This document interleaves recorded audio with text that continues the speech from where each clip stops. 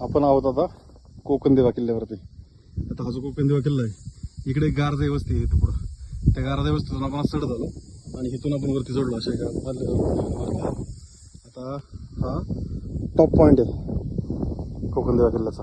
समोर पाहू शकतो हा रायगड आहे. इथून पलीकडे खिंडातून उतरलं, कावळ्या खिंड आहे तिथे, कावळे करतो गावाकडे.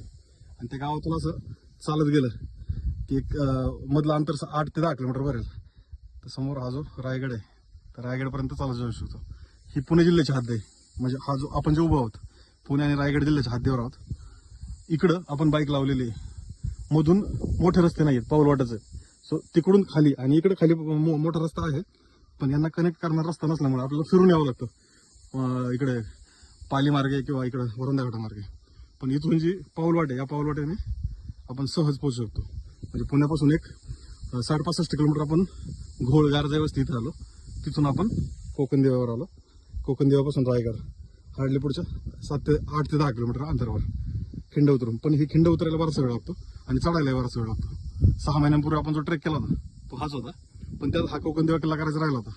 कोकणदेवा हा बुरुंज आहे, किल्ला नाहीये, टेळणी बुरुंज आहे. इथून म्हणजे चारही दिशांचे जे काय, आता इकडं तोरणा किल्ला आहे या दिशेला. तो एक्झॅक्ट मला लोकेट नाही करता, पण इकडे तोरणा आहे लिंगाणा आणि इकडे मध्ये रायगड. सो अशा पद्धतीने हे किल्ले आहेत. आणि याच्यानंतरचे जे काही बाकीचे व्हिडिओज आणि फोटोज आहेत ते शेअर करूच. धन्यवाद.